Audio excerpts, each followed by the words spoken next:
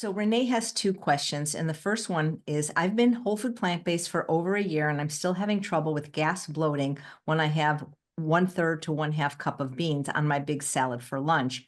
How can I avoid this problem? You have to titrate down the amount of beans you're eating to the point where the gas and bloating is tolerable. And so the 1/3 a cup is too much at one meal. You should probably go to 1/8 cup to 1/4 cup, or just a tablespoon of beans.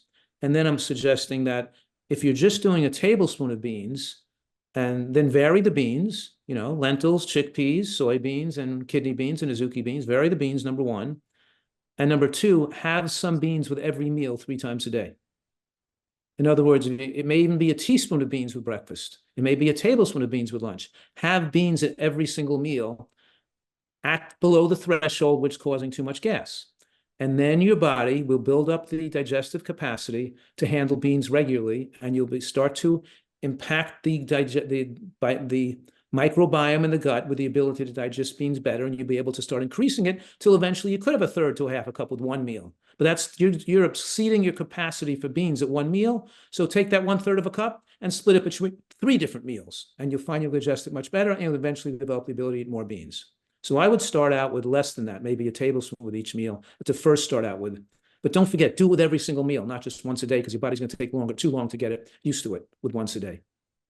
Thank you. And then she furthers the question by saying, after I finish my salad, about 2 to 2.5 hours later, I'm looking for something sweet to eat. I'm usually too full from the salad to eat fruit at the same meal. At times, I really crave chocolate, but I know that even dark chocolate has a lot of fat, especially saturated fat.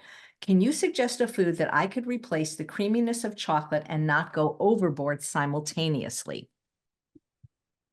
I feel the same thing sometimes. I feel like I'm getting full from lunch. I don't feel like eating, but in any case, I forgot to tell her about the gas thing.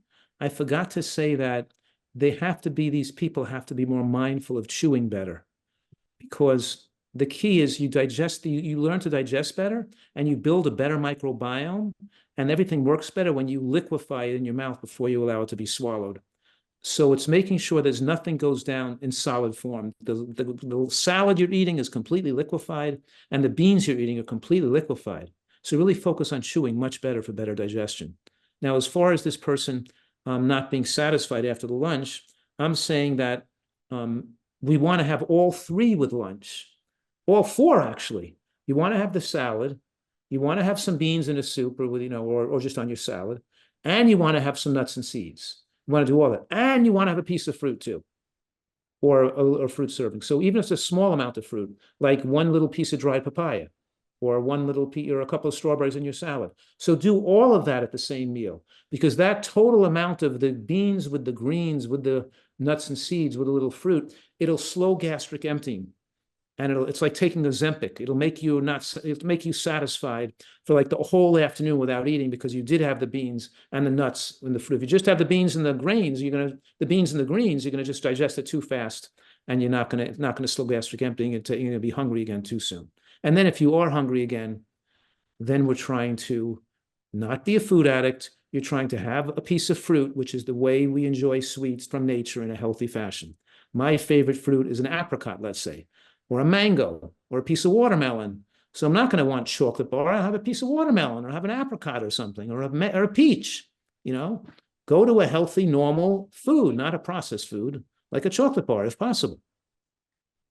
And if you wanted something heavier, like a dessert that mimics a chocolate bar, like a healthy bar like I have, then have that with the meal. Don't have it as a snack, which is going to then ruin your being able to be hungry again for dinner on time. We want you to get hungry. We want you to see that when you're eating dinner at 5 o'clock, you're hungry and can digest it better.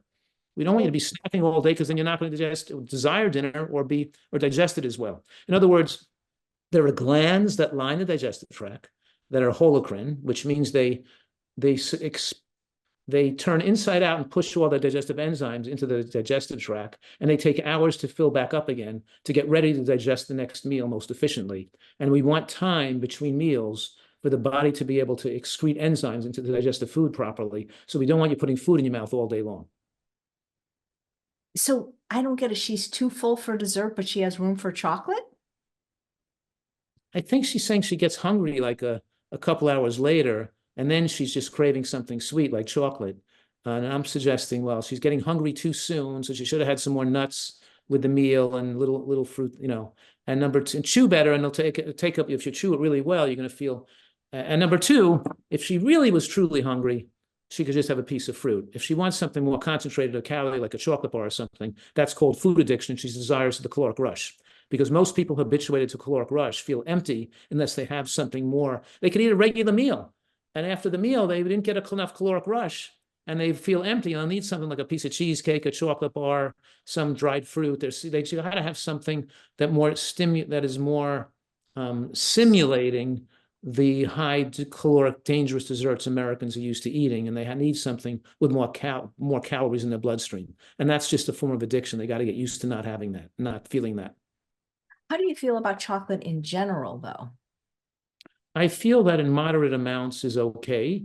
You got to get the kind that doesn't have lead-free. Some of the commercial brands are using cheap brands of chocolate that are more contaminated possibly. And, than those, and they have sugar in them and other things in them. The higher percentage of chocolate, like 80, 85, 90% have less sugar in them. And if you had a little small piece or something, it wouldn't be that bad because you didn't flood your body with sugar after a meal or as part of a dessert or something, or a few shreds of cacao powder or cacao, or a little bit of unsweetened chocolate or a little bit of cocoa powder to make a dessert is okay. But you're using it in moderate amounts, not every day, and we're not consuming down big pieces of a whole chocolate bar at one time that has a lot of sugar in it either. You know what I mean? I was thinking like, banana ice cream, like maybe with a tablespoon of cocoa powder in it. Yeah, that's fine. Yeah. Because the cocoa powder is not made with a lot of sugar and oil in it. It's just using cocoa powder. And so that's something that you can make nice desserts and flavor them with a little cocoa powder, unsweetened cocoa powder. Yeah. I don't do chocolate. Do you do chocolate? Well, I have these bars that I make myself that are made with, they're called the G-Bombs bars. They have greens, beans, onions, mushrooms, and they have very little sugar in it. No sugar, of course, except a date. But the amount of date is so low that they're like 7 grams of sugar a bar. So yes, I occasionally have one of my own G-Bombs bars that are not as sweet as a conventional chocolate bar, but they're really delicious. Wait, so they have mushrooms and onions and chocolate? They have G-Bombs. They have greens, beans, onions, mushrooms, berries, and seeds in the bar, right? Wow.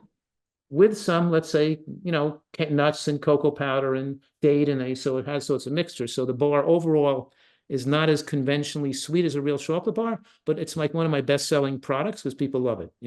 That's so cool.